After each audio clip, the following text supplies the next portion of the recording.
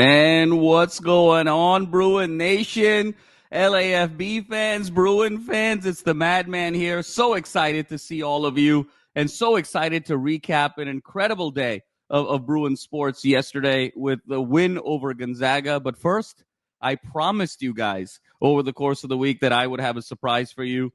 And I have a surprise for you indeed. In the spirit of Christmas, in the spirit of Santa, in the spirit of Kwanzaa, Hanukkah, I too have a present for all of Bruin Nation. It is the one, the only, a man who needs no introduction, who's coming back and visiting us for the holidays, the great Will, the Thrill Decker. What's up, brother? So great to see you. We got Will and the Madman, the Thrill and the Madman, back in the house together here for the holidays. So great to see you, my brother. How are you doing? How's the holidays been treating you? How's Pepperdine basketball been treating you? Yeah. Just how's life, my friend? Life has been fantastic, man. I mean, we took in one of the greatest UCLA games in recent memory on the hardwood yesterday. Had a great time, man. It's been a month where we haven't had as much consistent communication as we're usually, used to having. And it was tough, but yesterday we kind of just had a blast and just had one of the best times possible. So much to talk about and just had so much fun, man. So it's going to be a long, wide-ranging conversation that you're bringing me on to do. I got to be honest, it's a little weird with you bringing me in and us kind of having the roles reversed here. Totally. It's going to be a lot of fun, man. I'm just so excited to be back in the saddle of, the good graces of LA Football Network. Oh, Thriller. Oh, this is the roles have reversed. This is sort of one of those like old Lindsay Lohan Disney movies or something, or, where it's like you've rolled the roles have reversed between sort of host and commentator and analyst and all that great stuff. But Thriller, we got to start here and say, missed you so much. Yesterday was so much fun for our audience. Will and I had the opportunity to catch the Gonzaga UCLA game together. What a fun experience that was on Thrill. We got a chance to be on the floor. We were behind Norman Powell. And so, everybody was sort of making a fuss given, he was such a great Bruin and a current Clipper. We got to be on the Jumbotron. We were dancing behind him and, sort of caught on Norman's Instagram as well. I had UCLA Athletics kind of send me a photo of the two of us, sort of cheering everybody on. So we found a way. I had people texting me and saying, Madman, I saw you on the Jumbotron, you and Thrill, so what a great evening and day that was to catch up with you and have a great time. And Thrill, let's sort of jump into the game, huh? I mean, what an emphatic victory there. 65-62, the Bruins prevail. First victory over Gonzaga since 2015. You said it best, Will. UCLA exacting some sense of revenge over the past few postseasons. Plus, there was that game against the Chet Gonzaga team in the regular season a few years ago. We were, we got that monkey off our back with Gonzaga, and it sort of creates a new rivalry now. Again, it's a new chapter to the rivalry. The Gonzaga faithful, there was a small group, probably 1,000, but mighty. I mean, they were very, very loud. And I must say, Thrill, I thought the UCLA faithful showed out. There was probably 13,000, 14,000 Bruin fans there, really loud, really proud, decked out. Really felt the Bruin spirit all over the Intuit Dome, which is such a beautiful facility. And in terms of the game, Will, starting to follow that similar script of UCLA basketball the last few years that we've always been really scared of. Early sort of first half lead, double-digit lead, Bruins climb up 11, 13, only to see that lead evade. And then down the stretch, there looked like there was a little bit of hesitancy on offense. A couple of missed free throws, and we're saying, oh, my God, here we go again. Is this going to be Gonzaga the last few postseasons? Is this going to be Arizona in the Pac-12 championship game 2 years ago? Is this going to be some of those SC games in years past where leads have been blown? But Sebastian Mack finds a way with that incredible and one to reestablish the lead. The Bruins hang on 65-62. Eric Daly Jr. led the way with 18 points. Kobe Johnson, 12 points with 4 big second-half three-pointers. Sky Clark had a really nice floor game, 11 points, 9 rebounds, 7 assists. And then Lazar Stefanovic really did his thing, particularly early in the game, and got to 10 points. But the Bruins now move to 11-2, Will, 2-0 in Big Ten play. Now the meat of the conference schedule starts. They should be firmly into the top 20 moving forward and hopefully make that run into the top 10 and into the top 5 that I believe they deserve to be. So just overall impressions, thoughts on the game, Will, and where you're seeing this team moving forward. And I want to share the screen a second just to kind of get in with Mr. John Rothstein here, because he has one of the greatest tweets. Mick Cronin, more consistent than a few good men on a rainy Sunday right there. It was a great game, man. And this was a huge game for UCLA fans. I don't have to explain that to the fan base. We remember March Madness 2021. We remember March Madness 2022. These were very elite UCLA basketball teams that really had a chance to take the whole thing, but Gonzaga derailed them at the last second, whether it was the Suggs 3 or the tournament the prior year before with Drew Timme kind of going to work in the paint there. This was a game where, like you said at the top, UCLA needed to get the monkey off the back. They needed a big-time victory, and they delivered in the final minutes of the ball game. I mean, you talked about it, Sebastian Mack. That and one. We're down 2 at this point. Waning minutes of the game. He has 4 points the entire game, and he gets 3 of them at the free throw line right there. Mack is the unsung hero. We talked about it, at length yesterday in the car ride home. Eric Daly Jr., we're going to get to, maybe the most versatile player on the team. I think Kobe Johnson might be the best player on the team. And Bilodeau, the best pure scorer. He kind of had a dud out there yesterday. We got to see a little bit more of Bilodeau as we get into Big Ten play. I thought that was a game we needed him, and, luckily the rest of the team stepped up. But he didn't kind of reach the standard we're used to seeing with a guy like Bilodeau.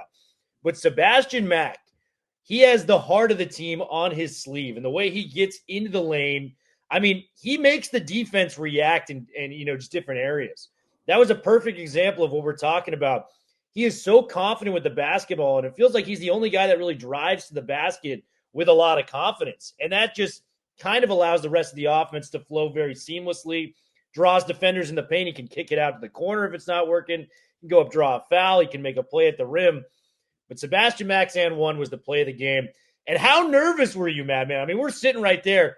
Nembhard drives the length of the court, gets the and one to tie the game, potentially tie the game at the free throw line. He eventually misses. So you're kind of thinking in your back of your head, are we going to blow this thing again? But, the heroes of the game, man, you nailed it. Kobe Johnson and Eric Daly. Eric Daly, this is the best game he's had as a Bruin thus far. 18 points, 6 rebounds. I mean, he was a defensive dynamo. He led all players with 4 steals in this game. He was outstanding. The 2 threes, he hit the 3 and then pointed right to Norm Powell, which was right. I thought he pointed to us, Will, personally, but, we were joking with Norm. We're like, Norm, that was for you, not for us, yeah. Norm was laughing along with us, which was great. But Eric Daly, I just was blown away by what this guy can potentially mean to this team because, in a game where we needed somebody to step up, he was great. And a guy that we didn't really talk about either, I think Sky Clark has been outstanding for this basketball team. I mean, we talk about it, man. The last 4 games, 10 points, 4 rebounds, 3 assists. He nearly had a triple-double yesterday, kind of establishing himself as the lead facilitator, was near double digits in assists. UCLA, just the clutch, crunch time play and just gutting out a victory. I just think the sky's the limit for this team like we've been talking about all offseason. The pieces are in play to make another Final Four run. Can they get out there and seize it? This was a big step forward in them doing that, Madman. In a big step in the right direction, indeed, Will. So much of what you said, there's a lot of wisdom there that I want to unpack. One is, the play of Sebastian Mack. And, you look up at the box score, and you're like, holy cow, he had 4 points on 1 out of 7 last night. It doesn't feel that way at all because you said it. When he gets into the game, and I think the move to have him be 6th man as opposed to sort of a lead 2 guard last year, I think has been so significant because he can just come in the game and focus on attacking the basket, getting points, changing the energy of the game. We talked a lot about down the stretch, the final few minutes, particularly that and one.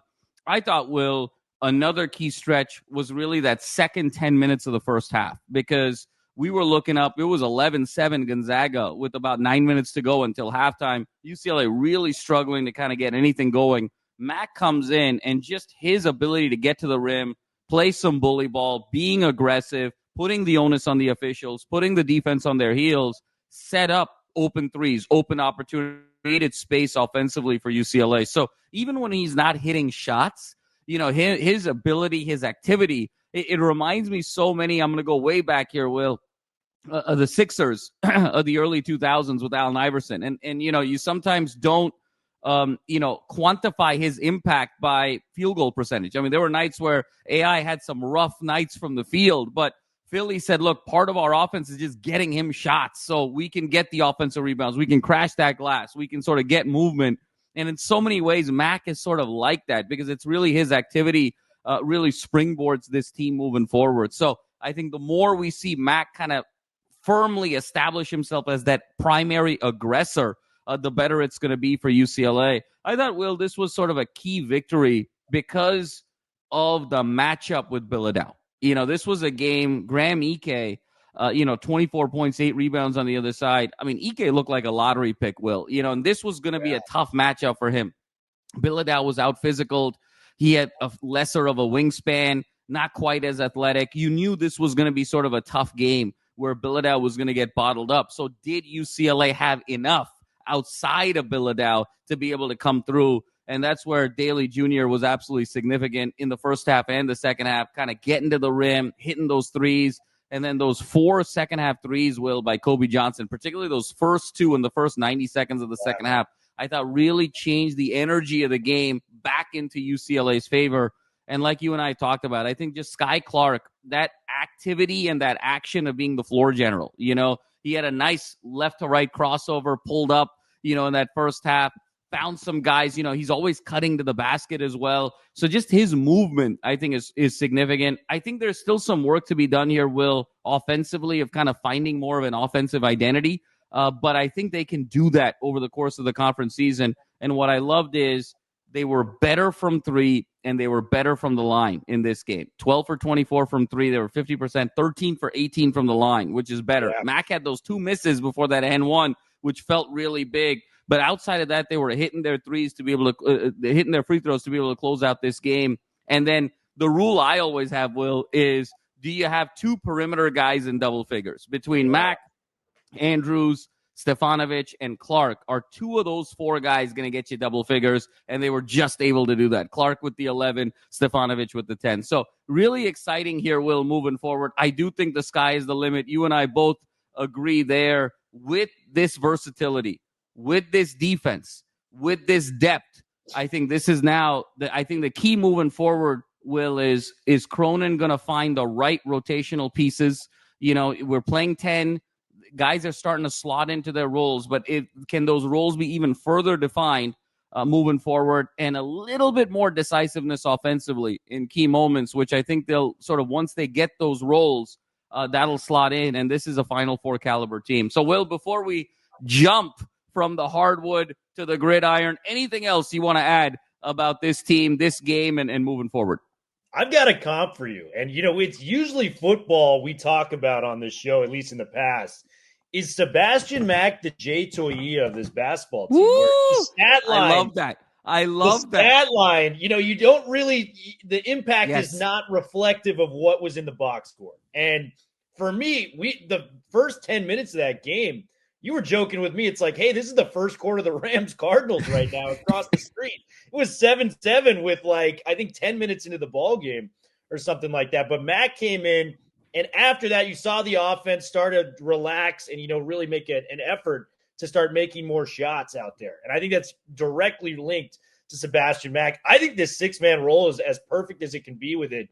And, before we move to football, man, just – how versatile this team can be. You need size. We'll throw Mara out there. Totally. You need more guard play. Let's pull off a McDonald's All-American and Trent Perry off the bench. You can find your guard. Stefanovic, I mean, what a luxury to have this guy off the bench, too, in a lot of different scenarios. So this team is just loaded, man. You got to find that perfect 5. I think Sky Clark really made an effort to kind of solidify that 4th spot. We knew who the big 3 were: Bilodeau, Daly, and Kobe. I think Sky's going to be that guaranteed guard. I'm not as confident in Dylan Andrews kind of holding down that last spot. I'd be keeping an eye out on Trent Perry, similar to what, Amari Bailey did a couple of years ago, where Bailey was too good to keep off the floor. I know how Mick, likes the upperclassmen when it comes to this, but Trent Perry in limited doses is so good. I'd even be in favor of Stefanovic being out there maybe as a starter, given his pedigree for shooting the basketball. So there's a lot to talk about there. And the last shout out I got to give, Eric Daly Jr., man. Absolutely. I mean, we talked about the game he's had. Do you know what he's shooting from 3-point percentage this year through 13 games? It's It's in the 40s. I mean, he's in the 40s. 48.1%, dude. He's 15 to 31 on the season. The guy needs to let it fly a little bit more right now. This is some heat check type of stuff we're seeing from Eric Daly. So UCLA basketball is in good hands right now, and we're just about to enter Big Ten play. Let's get that 1 seed, baby. Let's keep the foot on the gas pedal. Let's do it. And Thrill, I'll tell you, I love the Mac Toia comp. That's fantastic because it's the hockey assist, right? It's Toia's impact on the gridiron was so significant, and it enabled the Madranos, and it enabled the Schlesingers, and it enabled the Femis to be able to do their thing, much in the same way with Mac. You're not always going to see it. Look, he is the third leading scorer on the team at 9.8 a game, but his activity creates so much for this offense. If Sky Clark is that true traditional point guard, Mac is kind of that offensive energizer, if you will, to really kind of get space, get movement, get energy. So what a phenomenal comp there, Will. And I couldn't agree with you more. I think the key now is going to be Clark at the 1 feels really good. Kobe at that 2-3 spot feels really good. Yeah. Daly at the 4, Bilodeau at that 4-5. You're set there. Who's going to be your 2? I don't think you want to bring Mac into the starting lineup, to our point. I think that sixth man role just feels really good where he can just focus on being aggressive. So it comes down to, do you go Trent Perry? Do you go Stefanovic? Do you maybe go, a big? Do you go sort of bigger in some cases? Maybe it's sort of by committee. But I think it's an interesting one there, Will, where Stefanovic kind of gives you the shooting and the veteran presence. Perry could give you a ton of upside if he sort of grows into sort of his body and into the energy and the pace of the game. He had that terrific and 1 yesterday. Yeah. And maybe, just maybe, Mick learns from some of the years past, right? What was some of the critique there? Bailey finally worked his way into the starting lineup, but a lot of people felt like it took too long. We had Peyton Watson, and he was very underutilized a couple of years ago. So does Mick learn a little bit and say, hey, maybe I bring this youth in and have my veteran leadership kind of fortify the bench? So I think that 2 spot, once we sort of solidify there, this is a Final Four team, no question about it. So terrific analysis as always, Thriller, and can't wait for the next games that you and I are going to go to together at Pauley and beyond. And as we swing now to the gridiron, Thriller, it has been, as you've been following closely, what an incredible last few weeks it's been in the transfer portal for UCLA, the number 4 transfer portal class in the country. We've sort of talked about it on this show at length. A lot of emphasis on the offensive line, a lot of emphasis on the defensive line, and then the secondary has been absolutely significant. Then we got Isaiah Chisholm from Oregon State at linebacker to sort of fortify there. We got some guys in the pipeline. But the big news yesterday, which was the question, and I want to sort of focus the conversation there, Joey Aguilar, 2-year starter from Appalachian State, confirms his commitment to UCLA. Aguilar comes in, Will, 13-11 as a starter over the 2 years at Appalachian State, 6,760 yards passing, 56 touchdowns, 23 interceptions. He comes in 6'3", 220, so a little bit thicker, a little bit sort of lower to the ground, but a ton of experience. Now you bring in Aguilar, Will, into that room that's very, very deep, but very, very young. You've got Luke Duncan, Demarcus Davis, you got Hasselbeck, you got McDaniel. What is your impression now of this quarterback room? How do you see this thing play out ultimately as to who the signal caller for the Bruins is going to be in 25? Yeah, and they landed a guy that's very, very talented. I mean, this guy was Sunbelt's newcomer of the year a couple of years ago. Close to 7,000 yards passing, 56 touchdowns, 24 interceptions. I think he brings an element of security where it's like, I've been the guy. I know what happens. I think Wayne Cook brought up a really good point on this show a couple weeks ago where these quarterbacks look really good in practice. And, you and I really like Luke Duncan. It's completely different when you can actually blitz the quarterback and you take the hit. So as much as I like these young quarterbacks, having a guy that's been there, that's been the starter, that's been the guy to lead them down the field for a game-leading drive or whatever it may be, that stuff matters in football. And with Aguilar, he brings that to the table. I know Deshaun and his staff were really looking to fortify that room with a guy that can lead the table for UCLA. And, they do have a very deep quarterback room behind them, but I think the good thing about this is you probably throw Aguilar out there. He's the default starter as it stands. if it doesn't go right, you have a lot of talented guys waiting in the wings to kind of get their, opportunity with UCLA. We're very high on Demarcus Davis. Hasselbeck, he's the son of freaking Matt Hasselbeck. There's NFL lineage in that room. So there's a lot of guys that can step up and make plays. I'm cautiously optimistic with Aguilar, though. And I think after last year, where you and I, we saw the additions to the offensive line. I'm not going to name any names here. But you and I, in our mind, were like, hey, we can cross off our issues with the offensive line. We've solved those problems.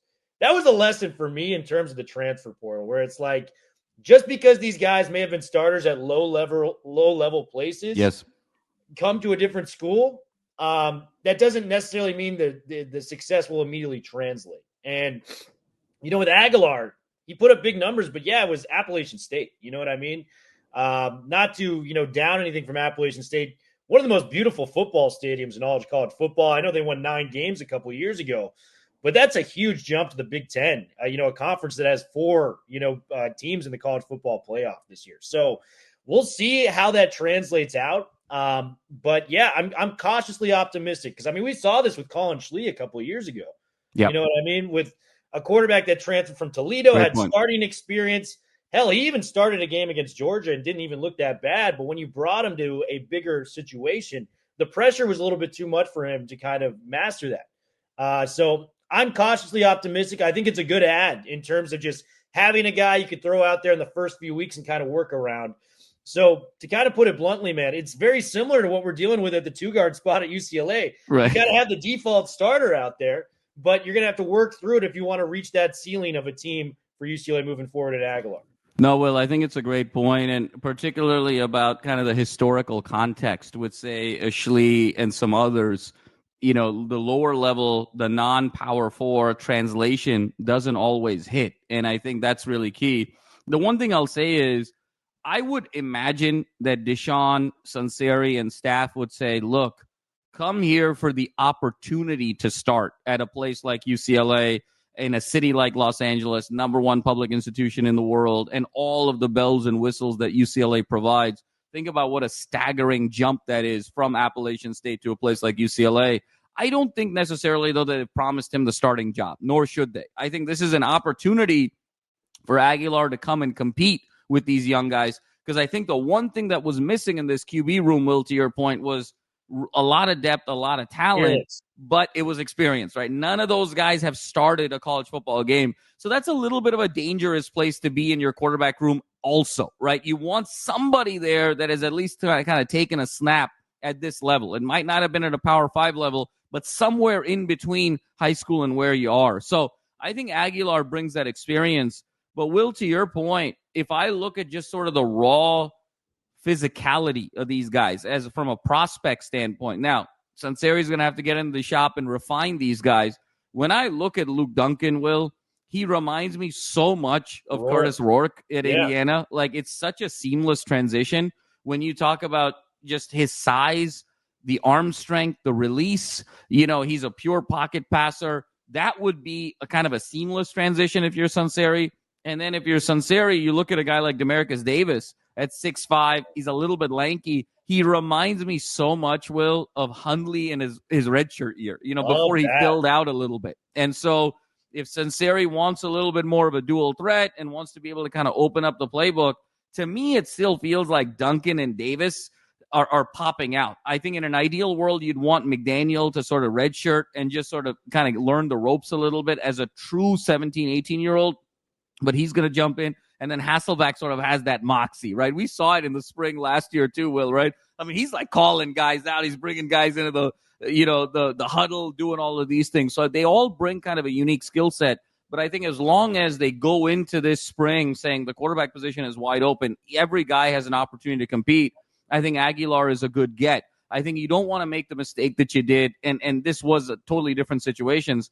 I think when we got Dante Moore, there was so much pressure. It felt like, given the NIL amount, given sort of him being 5-star, given all of the accolades and the decoration around him prior to coming to Westwood, there felt like such a pressure that he had to play at some point. You don't get that sense with Aguilar, right? It's a totally different prospect, totally different situation. So hopefully it's a nice add moving forward. The other, get, Will, from yesterday, was Mikey Matthews, speedster, formerly of Cal as well as Utah, over 600 yards receiving in his career, 3 touchdowns, also a very prominent punt return individual. And so you bring kind of the shifty, wiry Mikey Matthews into that wide receiver room now with Gilmore, with Flores, with TMA, and now with Jaden Wilson from Arkansas.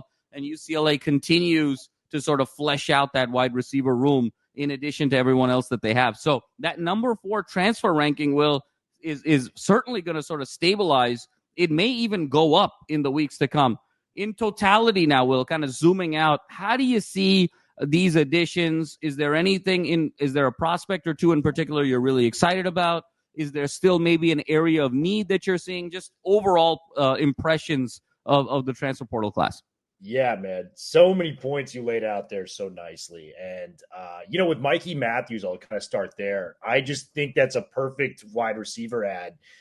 Rico Flores was a guy that I would have pegged unanimously to be entering the portal because, 3 games in, it's not going well at UCLA. He's playing well, but the rest of the team is struggling through that tough 4-game stretch. And we just don't hear from him for the rest of the year. So I'm going, he's saving his eligibility. He's going to be entering the portal. Rico Flores coming back is a huge victory for UCLA. Huge victory. I mean, this guy was Notre Dame's second leading receiver 2 years ago, a team that just missed the college football playoff. They're back this year with a team that is in the college football playoff. So a lot of talent there with Rico. But, to add to your point, and I always like to break this down in my madman frame of thinking. I really love what Deshaun is doing with the portal, and I'll tell you why. He's going to grab guys that are either immediate players that will threaten to start for this team. Whether it's Armella, coming from Florida State on the offensive line, or, it's Chisholm, the linebacker coming, from Oregon State. Outside of those guys, he's getting high pedigree players, 4-star former guys from high school with a lot of eligibility left. So if they're not going to start right away, if they're developed properly, there's a place where these guys can be legitimate all Big Ten selections down the line if they reach that ceiling that they were recruited at. Brooks, the O-lineman from Oklahoma, had 1 year of eligibility redshirted. I mean, to me, that's still the biggest get in the portal because this guy, according to ESPN, was a top 50 recruit, top 100 on 3. What was the biggest problem last year with this team? It was unequivocally the offensive line. Unequivocally the offensive line. So when you're getting these type of guys in there, Cortland Ford, I mean, he just started, 7-8 games for Kentucky in the SEC this past year. That's a guy that I feel confident at. He's played at the highest level possible. He can come in and play. So when you have these type of guys coming in there, I just think the strategy that Deshaun has kind of laid out there for UCLA, it's like, hey, we're going to get guys that can, start immediately or, potentially threaten to start immediately. Or we're going to get guys where, hey, it may take us a year to develop, but given their pedigree as prospects, Aaron Williams was a 4-star guy, the Louisville corner coming in. The Miami corner, the young kid that just committed. Stafford, 4-star guy. These are guys that had, a ton of offers out of high school. These are talented players.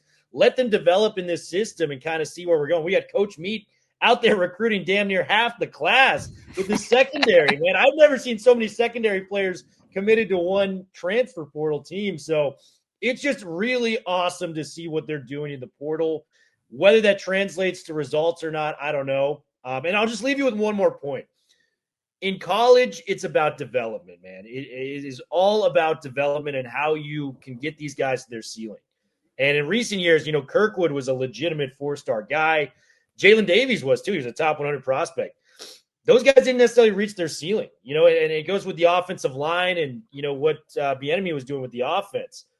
I think where we struggled with those guys in the past, whether it was Bieniemy or Juan Castillo on the offensive line, they're used to the NFL mind state of you're pretty much developed. Yeah, you're ready. You're a fully finished product when we get you. When your number is called, whether a guy goes down or you're starting, you're expected to contribute.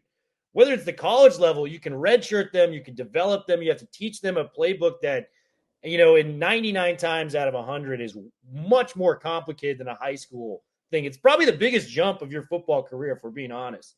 From a physicality standpoint, from how it's played, it's all about development. And I've loved the coaching hires. Tino Sinceri, Look up that guy's background as a coach. Holy cow. I mean, this guy was a GA at Alabama, but his dad was the defensive coordinator for Bill Cowher and Nick Saban. Like, find me a better coaching lineage than that. Andy Kwan was a GA at Alabama. I want, like, Saban is one of those guys where it's like, I don't care who it is. Like, any piece of Saban. Exactly. If he's rubbed shoulders with Saban. And I mean, our team across town will tell you, look what he's done for Lane Kiffin and Steve Sarkisian. Like, I've never seen a bigger thing going there. I think the biggest thing that is coming out about this is Lincoln Riley's probably bummed right now when he eventually gets fired from USC. He can't go to the Nick Saban program. There's no more rehab, no more Saban rehab facility. Yeah, exactly. Yeah, so it's just it's really good. I've liked the hires. I think these guys are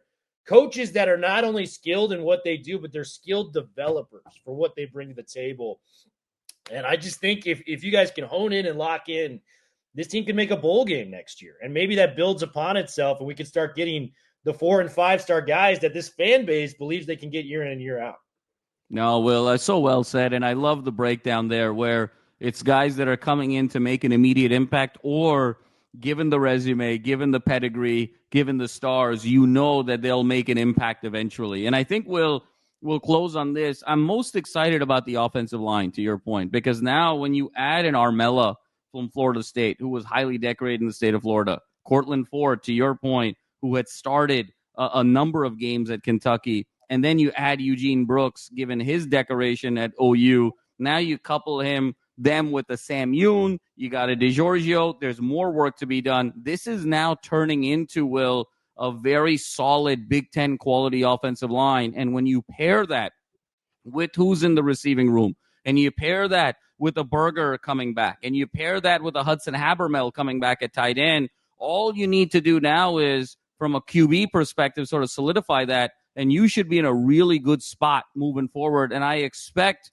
this team to be threatening for a bowl game next year. And given the schedule being so much easier, in terms of that balance, Will, I think we have a lot to be excited about going into 2025 as a true building block for Deshaun Foster moving forward. So, Thriller, it's so great to see you, brother. Happy holidays. It was such a blast yesterday. So great to hang out. And this goes without saying, you can come back anytime you want to talk about your beloved Bruins. And I'm sure that will be the case over the course of this spring when we talk football as well as Big Ten basketball season. Much love to you, brother. Hope you have a wonderful rest of your holidays with the family. And as always, Bruin Nation, thanks so much for your support. Have a safe, joyous, happy New Year. And we'll see you in a couple days. And as always, 4's up forever.